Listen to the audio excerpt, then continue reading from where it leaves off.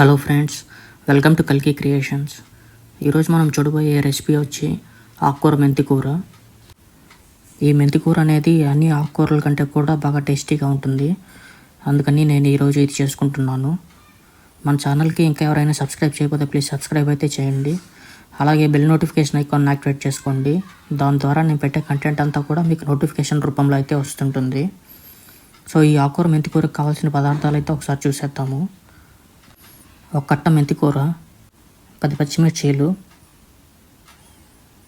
2 medium size టమాటోలు, 1 medium size onion, కందిపప్పు 1 cup తీసుకున్నాను. అరౌండ్ 150 గ్రామ్స్ అయితే ఉంటుంది.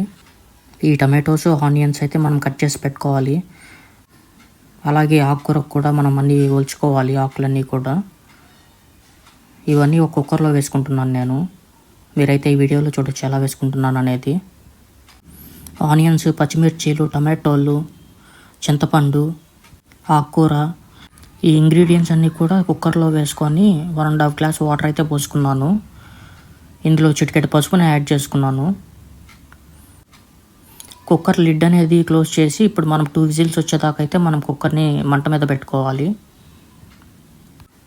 ఎప్పుడైతే కుక్కర్ 2 విజిల్స్ వస్తుందో మనం ఒక 2 మినిట్స్ వెయిట్ చేసి కుక్కర్ని అయితే కిందకి దించుకోవచ్చు. మనమైతే ఈ వీడియోలో చూడొచ్చు ఎలా వచ్చిందనేది. ఇప్పుడు ఈ ఆకుకూరని అండ్ ఇంగ్రీడియంట్స్ అన్నీ కూడా బాగా స్మాష్ చేసుకోవాలి. నేను దీనికోసం అయితే ముద్దకంని యూజ్ చేస్తున్నాను. ఈ ఆకుకూరకి 1 టీ స్పూన్ కల్లుప్పుని యాడ్ చేసుకుంటున్నాను. ఇవన్నీ కూడా బాగా స్మాష్ చేస్తున్నాను. ఇప్పుడు బాగా అన్నీ మిక్స్ అయ్యేలాగా మన టమాటోస్, ఆనియన్స్, ఆకుకూర ఏవైతే అన్నీ ఉడికాయో అన్నీ కూడా బాగా మిక్స్ చేసుకుంటే మనకు టేస్ట్ అనేది బాగుంటుంది. అప్పటిదాకా అయితే బాగా మిక్స్ చేసుకోండి. కల్లుప్పు కూడా బాగా కలిసేలాగైతే మిక్స్ చేసుకోండి.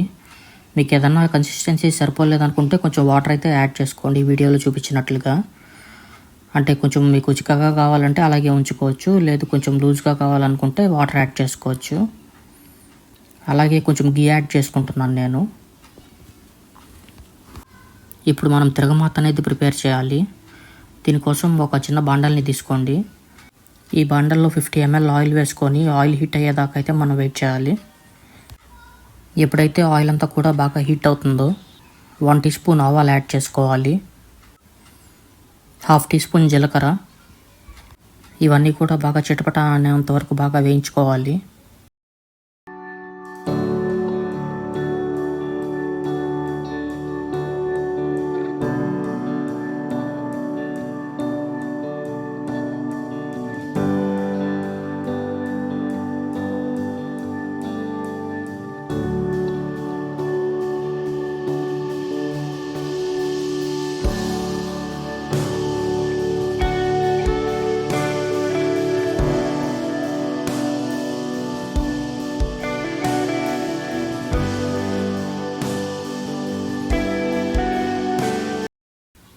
ఎప్పుడైతే అన్నీ కూడా బాగా చిటపట అంటాయో మనం ఇప్పుడు కోసి పెట్టుకున్న ఆనియన్స్ని ఇందులోకి యాడ్ చేసుకోవాలి.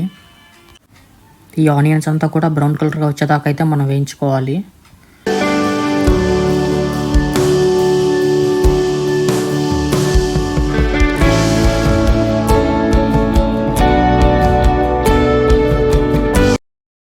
ఎప్పుడైతే ఆనియన్స్ బ్రౌన్ కలర్గా వస్తాయో మనం ఇప్పుడు కరివేపాకు అయితే ఇందులోకి యాడ్ చేసుకోవాలి. కరివేపాకు కొంచెం వేగిన తర్వాత మనం మంట అయితే ఆఫ్ చేసుకొని ఈ తిరగమాతనంతా కూడా మన కుక్కర్లో అనేది వేసుకుంటాము. మన వీడియోలో చూడొచ్చు ఎలా వేసుకుంటున్నాం అనేది. ఈ తిరగమాతనంతా కూడా కుక్కర్లో వేసుకొని బాగా మిక్స్ చేసుకోవాలి. అంతా బాగా మిక్స్ అయ్యేలాగా. ఎప్పుడైతే ఈ ఇంగ్రీడియంట్స్ అంతా కూడా బాగా మిక్స్ అవుతాయో నేను ఈ కుక్కర్ని తీసుకొని స్టవ్ మీద పెట్టుకుంటాను. మంటనైతే సిమ్లో పెట్టుకొని నేను కొంచెం సేపు అయితే వేయించుకుంటాను ఈ పప్పుని.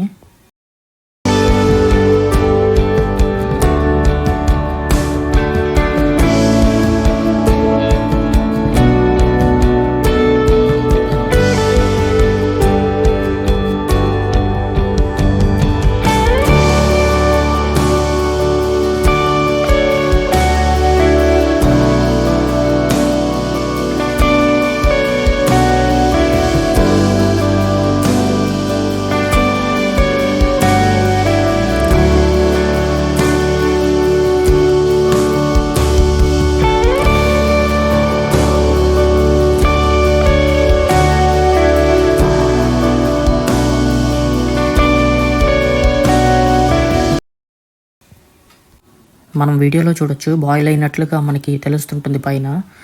అప్పటిదాకా అయితే మనం బాగా ఉడికించుకోవాలి. మధ్య మధ్యలో ఈ కూరనంతా కూడా మనం బాగా కలుపుకుంటూ ఉండాలి, అడుగంటుకుంటూ ఉంటుంది అప్పుడైతే. ఎప్పుడైతే కూర బాగా బాయిల్ అయింది అనుకున్న తర్వాత మనమైతే ఇప్పుడు ఈ కుక్కర్ని కిందకి దించేసుకోవచ్చు. సో మీరైతే చూడొచ్చు కర్రీ ఎలా వచ్చిందో, చాలా టేస్టీగా వచ్చింది. ఇదంతా నేను ఒక బౌల్లోకి ట్రాన్స్ఫర్ చేసుకుంటున్నాను. ఈ ఆకుకూర మెంతికూర పప్పు చపాతీలోకి కానీ, రైస్లోకి కానీ, అండ్ రాగి సంకట్లోకి చాలా బాగుంటుంది. మీరైతే ఒకసారి ట్రై చేయండి, చాలా టేస్టీగా అయితే వస్తుంది. So thank you for watching this video. మన ఛానల్కి ప్లీజ్ సబ్స్క్రైబ్ అయితే చేసుకోండి, అలాగే బెల్ నోటిఫికేషన్ యాక్టివేట్ చేసుకోండి. దాని ద్వారా నేను పోస్ట్ చేసే కంటెంట్ అంతా కూడా మీకు నోటిఫికేషన్ రూపంలో అయితే వస్తుంటుంది. అలాగే మన ఛానల్లో ఇంకా చాలా రెసిపీస్ అయితే ఉన్నాయి, అవి కూడా ఒకసారి చూడండి, మీకు అయితే ఖచ్చితంగా నచ్చుతాయి అనుకుంటున్నాను. So thank you very much, thank you for watching this video. మరిన్ని కొత్త రెసిపీస్తో మీ ముందుంటాను.